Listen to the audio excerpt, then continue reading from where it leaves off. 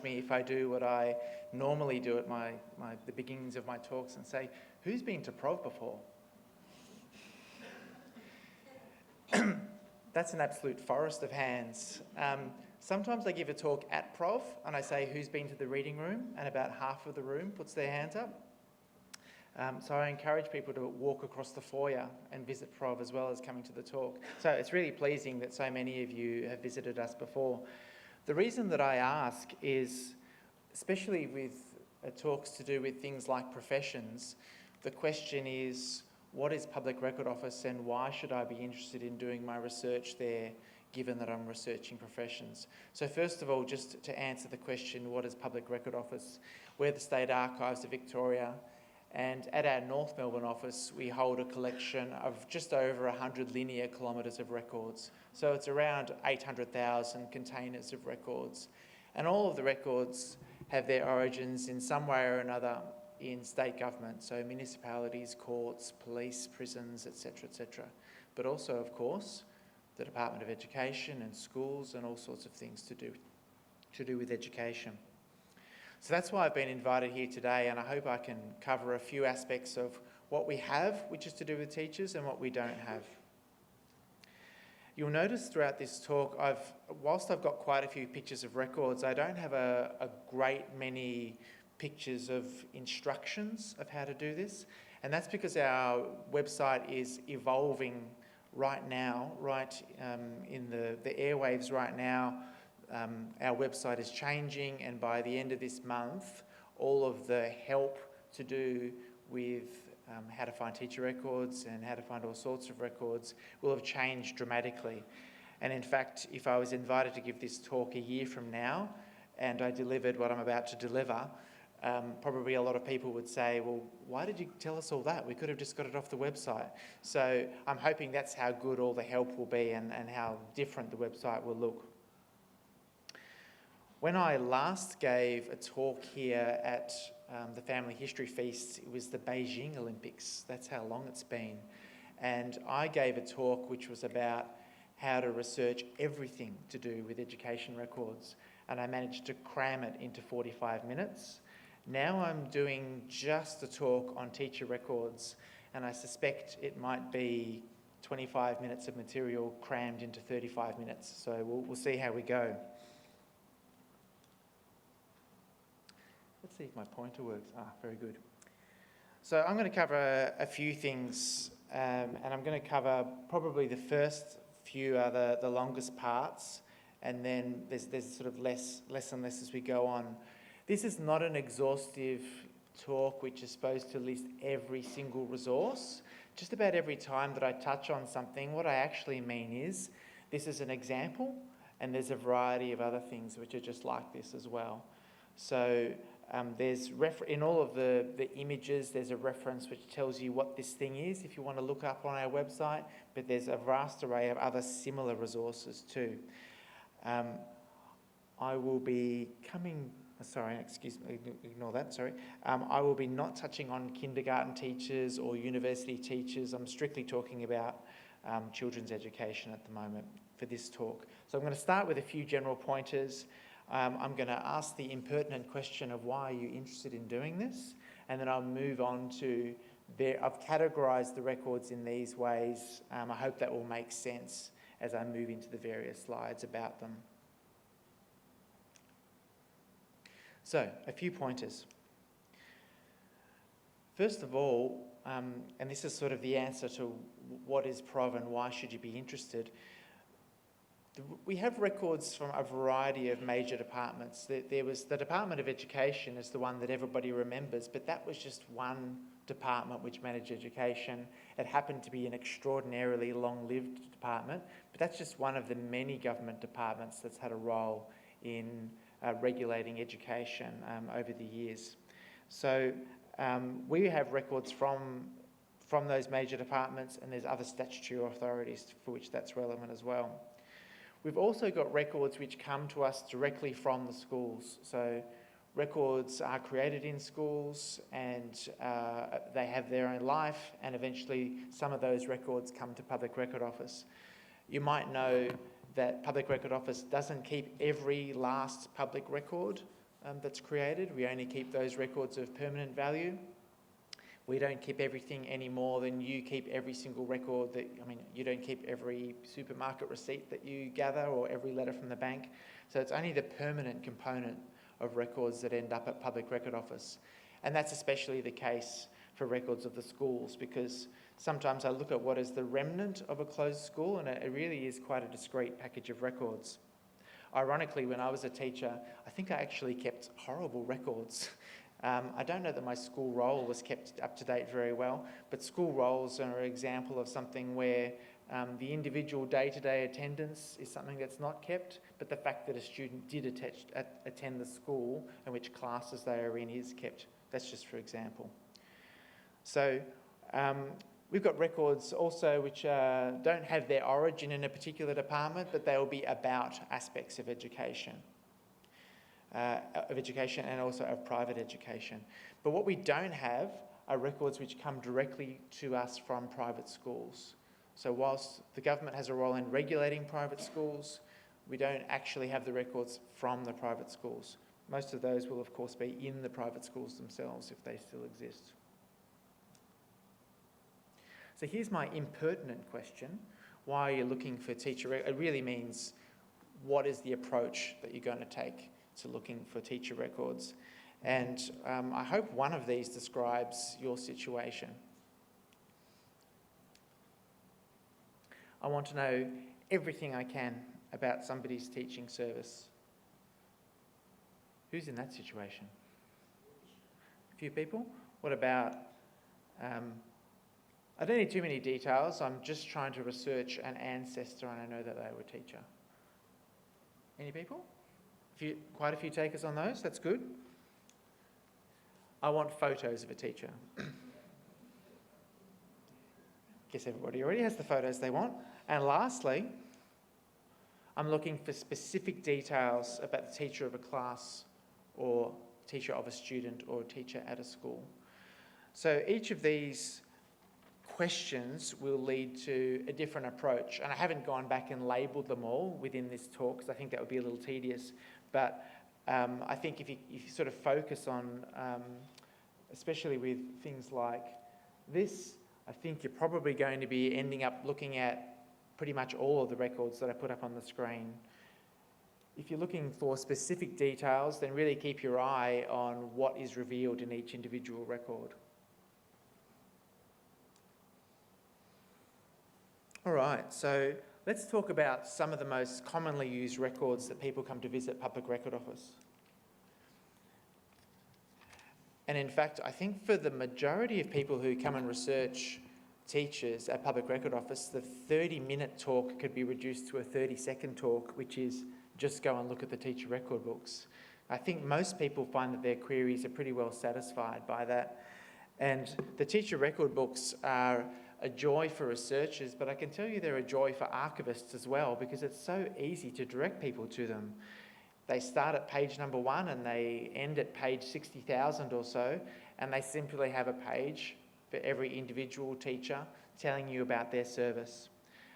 And they're even more interesting for researchers in that they often reveal a variety of more details that are not just to do with the person's teaching service. And we'll have a couple of examples of that.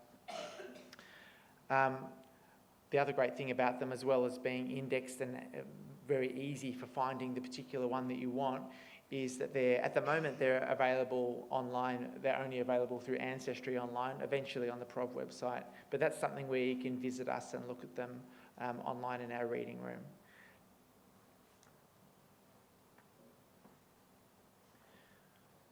So finding an individual teacher is as simple as knowing the person's name. And this particular teacher, I've just gone for the wild card, T. Reed.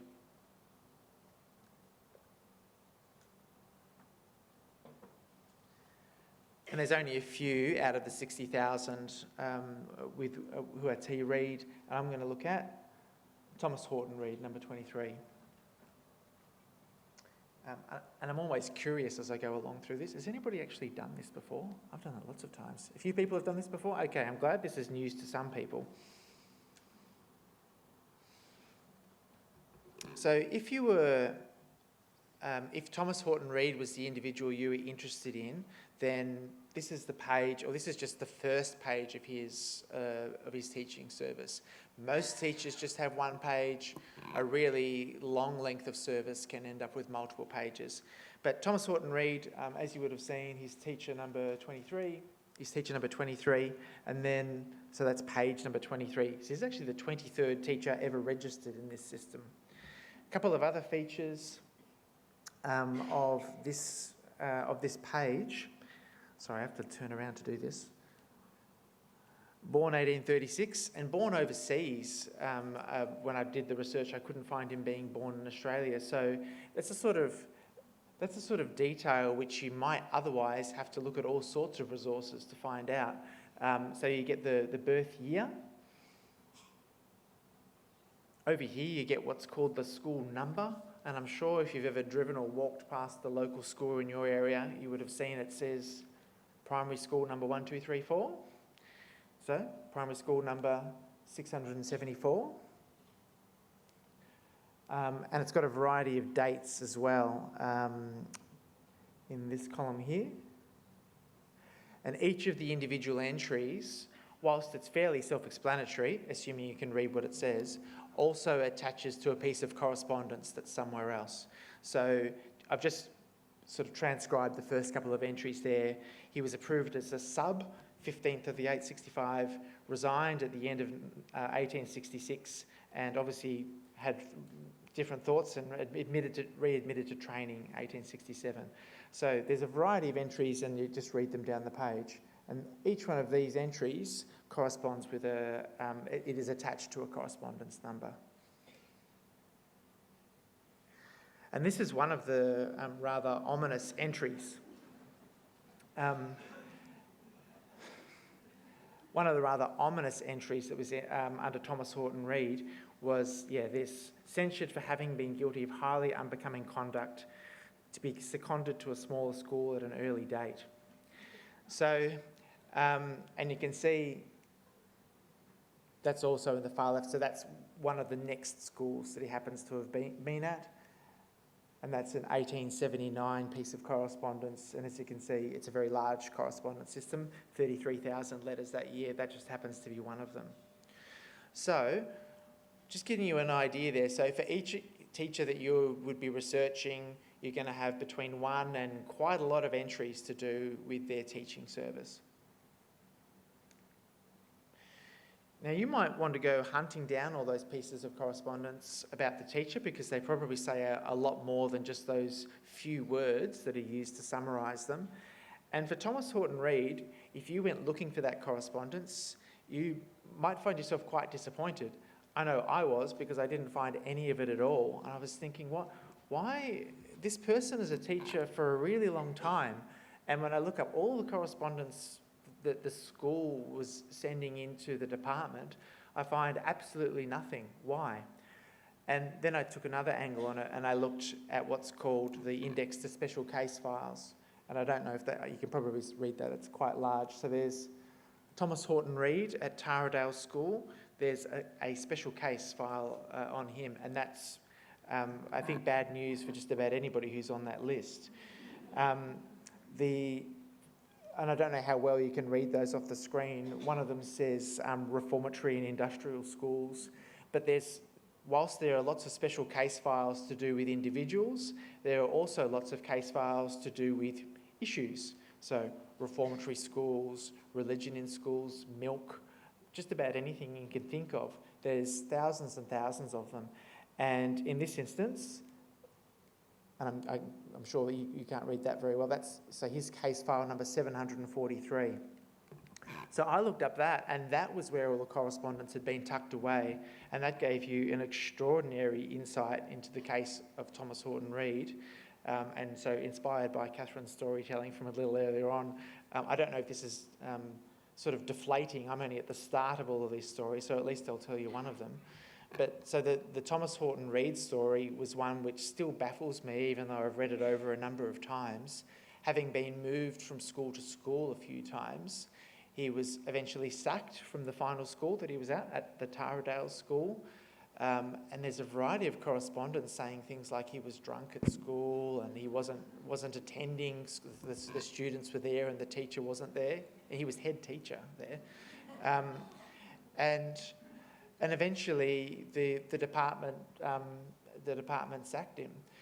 But the bizarre thing, and this is where it's unfortunate to have to give this talk off-site at State Library rather than at Public Record Office, because I love actually having it with me, is that appended to the file is a petition which it seems like the entire town signed, because it's so big, saying we would like to keep him.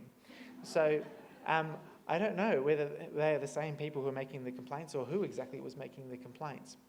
But so despite all of that, the story actually has a very, very sad ending in that the stress and strain of it and the stress and strain of his conflict with the department drove Thomas Reid to suicide eventually, which was terribly sad. Suicide in the classroom, in fact. Sorry, I should restate that. Suicide in the schoolroom, not during class, but suicide in the schoolroom, which was a terribly sad way, and obviously the outcome of all of the sort of non-decisions that had been made about moving him from school to school at that time. But the file itself is so immensely rich in detail, including, as well as the petition, a 12-page, it reads like a deposition, but I suppose it's an interview between a department official and between Thomas Reid talking about what he had done and what he hadn't done in his role as head teacher. So all I can do is, if you answered yes to the very first question, that I'm interested in every last aspect of someone's teaching service, something like a special case file is obviously going to be very interesting to you. So there are 60,000 records in the teacher record books, and that covers obviously a great number of teachers over about a period of about 70 or 80 years or more. But there are also people who work in schools who aren't teachers. And this is just an example of one. This is James Holland, and he was an inspector of schools. So that's an example of one of the professions that's covered by the Register of Professional Officers. You might have also heard them referred to as auxiliary staff at schools. So they're going to be people who are employed by schools or employed by the department, but who aren't teachers. And you can see there, I'm sorry, it's difficult to read. So that says Teacher Record 765, which is the giveaway that James Holland was one of just a few staff who were actually both. They were a professional officer, as well as being an inspector. Sorry, it was vice versa. The person was a teacher and then becoming an inspector. So James Holland is somebody you can find on the Teacher Record Book Index, as well as finding in the Register of Professional Officers.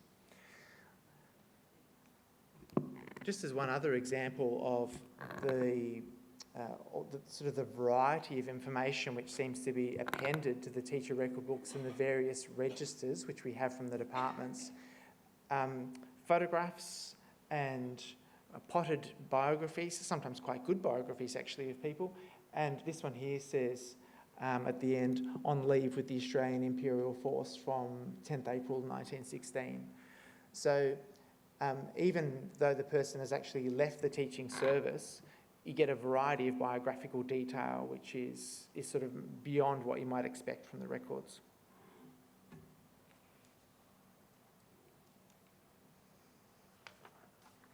So I hope, if nothing else, I've convinced you that the teacher record books and the related records are probably the richest resource in terms of putting together somebody's teaching service, but that there's also a variety of records around those, which are also good. So my next slide is called the next most commonly used records, because I think these are the ones that put the flesh around the bones as far as putting together something about an individual who's been a teacher. So I mentioned right at the start when we had the teacher record books up on the screen that there was references to correspondence, all of that correspondence, or the great majority of it, is found in what's called the Central Inward Primary Schools Correspondence, and that's an enormous collection. We're talking about thousands and thousands and thousands of boxes of records. But the great news about these records is you only need to know one thing, and that is what school was the correspondence from. So if you know the school, then you can bring out all the correspondence, and there's not so much of it that you would balk at actually ordering all of it up. So if a school has existed even for decades, you might be talking about a dozen somewhat thick files rather than hundreds. You could legitimately go and order it all and read it all. It might not all fascinate you, but you could be satisfied that you did an exhaustive search. And if you want to know what the department was sending to the primary schools to prompt them to write things back, you can also do the opposite search and look at the outwards letter books. School building files might seem a peculiar thing to suggest as an option, but I think that the title, even though it's accurate, is also a little bit misleading. One of the most frequent things, especially in the 19th century, that schools wrote to the department about as far as buildings was, we really need a new school building, and the reason is this teacher needs to have this class in a classroom. So straight away you have the name of a teacher, and critically for 19th century lists of pupils, because pupil registers for the 19th century are actually quite thin on the ground. So they're a great record. The same records apply also for high schools, but the high school era doesn't start until 1906. So just depending on the era that you're searching for, they might be a little bit more or a little bit less interesting. The other record that I would rank up there in the next most commonly used records are records that come directly from a primary school, and I've just picked one example here. So this is Springvale North Primary School, and you can see that the records cover quite a wide date range. And the main thing that will make that the existence of those records at PROV likely is the fact that the school doesn't exist anymore. So Springvale North Primary School closed in 1993, and we have all those school records. For the really small regional schools, that can also mean the inspector's record books, and that's going to be almost like a de facto report on the head teacher, and that's something that you might not find anywhere else, and that is not going to be found probably in some of the more inner city schools and some of the more recent schools as well. So that brings me to the end of the commonly used records, and I think for the majority of research, if you're interested in finding out about a teacher, for the majority of cases, they're going to be the records that you dig into, and you're probably going to have success. Now, if you've been inspired by Catherine's storytelling and you want to throw photographs and images and a wide variety of things around your family history, then sort of stay tuned for the last bit of the talk. But now, before we go to that stuff which I think is a lot of fun to include in your family history research, we're going to delve into the difficult, which is the pre-1873 teacher records. And the reason that it's difficult, and far more difficult than those records from later than that period, is 1873 was when the Department of Education, when the Education Department started. Wouldn't want to get the Department of Education and the Education Department mixed up. When the Education Department started, and that was one of the longest lived departments in the history of Victorian government, 1873 to 1985. But before the Education Department came into being, and I've gotten it wrong on the slide as well, before that department came into being, I think the who's in charge comment is quite valid, because it worked its way through a variety of organisations, and if you're eagle-eyed when you look at those date ranges, you realise that at times there was more than one department in charge, with a lot of duplication of effort, a lot of duplication of regulation, and a lot of confusion. So in part, that's maybe a bit dispiriting for the researcher, because you're wondering where your records would be. But on the other hand, it's two chances for a department to create something that's interesting for you. And just one example of why this is interesting and why your research can turn up unexpected things. So I put Superintendent Port Phillip District as the pre-1848 responsible body, but the most interesting thing that I found actually from the Superintendent was from a later date. I suppose, sorry, was my, just because a particular organisation no longer has responsibility doesn't mean that people aren't going to write letters to them. So this is the inward correspondence to C.J. Latrobe. We've digitised this entire collection and put it up online. It's around about 150 boxes of records. I think there's about 75,000 images, something like that. And it's simple keyword searchable. So I think I searched for school and I searched for teacher. I was just trying to pick out something which would be interesting. So when you're thinking about the era that is as early as this might be as close as you get to finding some information about somebody who eventually took up a teaching job. The level of regulation was that low that it is unlikely you're going to find something that's better than that. So I commend, this is VPRS 19, I commend this digital collection to you for your ease of being able to search it and the potential that you find something. I should point out, so that's 150 boxes of records covering about 13 or 14 years, and it more or less covers everything to do with regulation of the nascent colony. So not just schools, but medical care, courts, prisons, farming, etc., etc. And no detail is too small, because as anybody who's had a look at it will know, C.J. Latrobe, despite the fact he was the superintendent of the Port Phillip district, had to ask permission to do just about everything from New South Wales, including buying hay for the horses. So as the most senior public servant in Victoria at the time, he didn't have a whole lot of clout. If you move on to just slightly later, these are records of the Denominational School Board. So, and the headings, once again, not terribly clear on this, but this is the religion here of the school and the name of the school. So for this particular example, this is a free church school, and it's actually the name of the school, not a person. It's the John Knox School.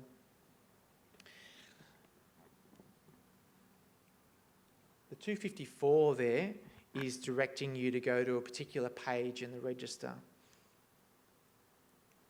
All right, so I go to page 254, and this is all the correspondence that is sent by the John Knox School to the Denominational School Board. Reverend Miller asking the board to reconsider their decision to allow salary to be paid to assistants. So, I mean, I don't know about you, but whilst that's in theory an entire summary of the letter, I'm a bit curious as to why, and this might be a 21st century sensibility, but I'm actually not sure if he's saying reconsider it because the salary should be allowed or shouldn't be allowed. So I really do want to have a look at that correspondence. So having located the first entry, and it gives me it will give me an approximate date or a year at least there, which is all I need to then go and look for the actual letter and find out about it. So that's the good news about how easy it is to find the correspondence from a school and find a list of the particular school's correspondence. The bad news is that then you've got to go and find it. So I've written, when I was thinking it, I was thinking, it's a comparison between how easy the registers are as against how difficult the correspondence is. But maybe I should have written researchers versus correspondence instead, because it certainly, and that shows up a lot better on your screen than it does on mine. So that's the first 89 letters from 1852. Hopefully in absolutely perfect order, because nobody's disturbed them over the last 160 years. And so that will mean that it'll be very, very easy for you to go in and find the one that you want. So that covers a little bit about a couple of the organisations, which are the early ones. And just the last one that I wanted to touch on was the Board of Education. So that was one of the sort of the later ones there that was in that list. And I think I'm in the habit of saying in the pre-1873 era, it was sort of the further you go back, the less regulation there was. And I think possibly to researchers, I've used the word Wild West. It was the Wild West of regulation. You could get away with anything. But Having looked at these records, I'm now not going to say that anymore, because whilst it's quite easy using the index to find the registration papers for the prospective teacher you're interested in, what's not so easy is finding somebody who actually passed all the requirements. So it says there, reading, writing and comprehension, and grammar. And there's a few more as well. So when I was preparing this talk, I thought, all I want is to just get one of these and I'll take a nice photo of it and put it up on the screen. And do you think I could find somebody who'd passed all of them? I think I was at it for about 20 minutes, flipping through. So all I can say is congratulations, James Marshall, on being the first person that I could find who passed and got his second division accreditation. So that takes me through all of those pre-1873 records. I'll repeat what I said, post-1873, go straight to the teacher record books and then build on that with all of the other records. All right, now it's time for the difficult conversation we have to have about teachers in private schools and the limits that we have on the sort of records we have. So, a lot of people come to us and say they are interested in finding out about teachers at their old school, and their old school still exists, and especially depending on the private school, some private schools will have amazing archives of all of their old photographs and their school annuals and a variety of other things, which is fantastic. But the important thing to know is that we don't have those particular records. But what we do have are some aspects about regulating private education. And when we're talking about regulation, what we're really talking about is the law. So this Act is specifically for registration of teachers in schools. So that's only 1905. So up until that point, private schools were private schools. So you didn't necessarily, it didn't have this Act behind anything that needed to happen. I like in this Act especially, obviously the Act goes for many, many, many pages, but I like the way that this cut off so that we can talk about reading, writing and arithmetic being the very first few things there. Interestingly, given the example I'm about to show, it said a variety of other things, but one of the things that it didn't say there was music. And so it was quite limited in the subjects that it was talking about. But it even defines what a school is. I think it says three pupils, assembly of at least 3 pupils with a teacher at certain times to undertake instruction.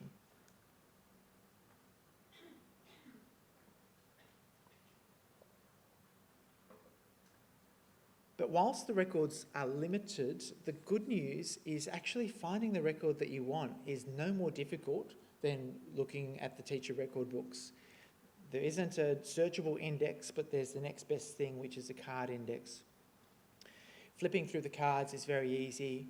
It's alphabetical order, and finding finding the number of the registration file is easy. So I found Marion Dora Barrow was the teacher that I came across, and it has just a few rudimentary details on the card, but the most important detail is that her registration number is 269. Now that's the front cover of her application. It's a sheet a little bit like this, little folder. It's a little folder, and you fill in the inside. And for a lot of teachers, that's all there is. But the reason I chose Marion Dora Barrow is that it had quite a few things appended inside. And especially for those teachers who are asking for registration on the basis that they've had a lot of experience in private education or experience overseas, etc., you find some quite interesting things in there. So for Marion Barrow, this is the listing just on the pro forma. So you get a little bit just there, and this is where these things are almost like the equal of the teacher record books, in that it gives you a little bit of detail about what the person's been doing. But what I loved about this record is all the letters of support that were appended within. This is one of about 4 letters. Miss Dora Barrow has been teaching my children the violin and piano. I found her a most painstaking, conscientious and efficient teacher. And there was about 4 or 5 of these. And she'd been teaching privately and teaching at group classes as well. So if that was the person that you were researching, I would expect you'd be delighted to find out all of that. And there's thousands and thousands and thousands of these registrations. As I was just sitting, looking back over my notes before I came out and gave the talk, what I realised is the person doesn't actually have to have ever gone and taught. It's just an application for registration. So if you think your ancestor might have at least had a thought about teaching, that might be a place to look. That's a very short section about teachers in private schools. So I think that's the best record there is, and I'll leave it at that. So by the time that you get to this stage, you've now, I hope, found the teacher or teachers you're interested in. You know which schools they were teaching at. You might have read a little bit about the correspondence back and forth between the school and the department. So you've got a few details. You're feeling pretty good about your research. But I think this last section, I just want to convince you about how many additional things you can add to whatever you want, whether it's your compiled family history or a presentation. How many different things there are for you to use to sort of supplement that. We were very lucky about 10 years ago when the Education History Department of the Department of Education wound up, and they were able to deliver to us a vast array of the things that they used to hold at their reading room. And one of them was their collection of publications. We've got this one about the Education Department's war service, and it's actually fantastic. So if you've ever, I think probably last year would have been the big year for people going and researching war service and their ancestors. But if your ancestor was a teacher and in the service, then this is brilliant, because each one of these is an individual and you get the biography as put together by the department. They're all divided, and you can see in the headers the men who returned and the men who fell. So they're divided up that way, and they're a really lovely publication. There are a variety of publications, and a lot of them are about teachers at work, so they're really great. My first slide of publications. That's the movie camera at the back. I don't know if anybody ever remember doing that. You got the movie reel camera sitting at the back of the class. Everybody's extremely attentive. This is the most exciting thing that's happened all day. So this is one of, I'm going to say, 20,000 photographs that we got from the Education History Unit, and they cover, there's a big slew of them that are students being students, teachers being teachers, whether they're doing sport, music, computers, or whatever. There's another whole group of them which are about sort of turning the first sod for building a new school and a variety of other things like that. But it's just awash with teachers and students. So if they're the sort of thing that you want to look into, then this is part of your research. But it's not easy. This A475, the best description you're going to get, I mean, I'm pretty excited that there's at least a caption on the back, because it tells you which school it is, for starters. So I think there's a card index to this, so you can flip through it, and this probably is what's written on the card index. But a lot of them might just say students with computers or students playing tennis or something like that. So you have to be prepared to sort of go on a wing and a prayer to find what you want. Did the teacher that you're interested in do things other than just teaching regular classes? So this one happens to be about swimming and life-saving, but it could be about singing, it could be about getting permission to do work outside of school, like football umpiring and other things, for example.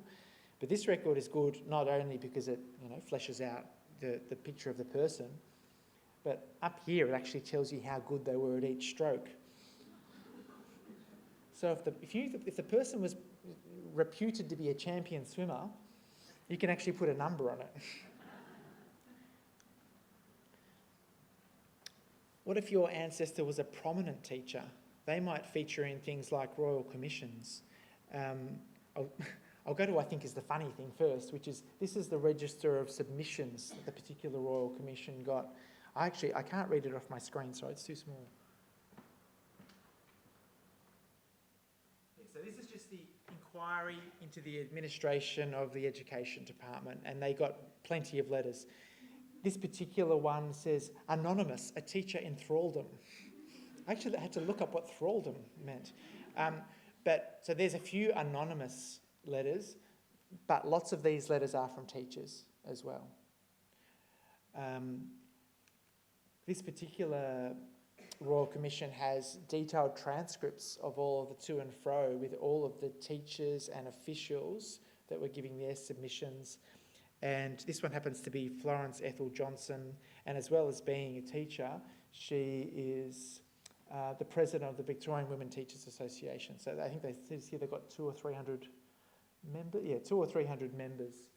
So obviously someone quite prominent, and I can tell you from having a flip through these transcripts, you can find out a huge range about somebody's views on education from that. She was questioned for at least 20 or 30 pages. So it's really interesting stuff. More miscellanea. The Education Department had a program called Harvesting Our Heritage at the centenary of the Education Department, and they brought together as much as they could about each individual school.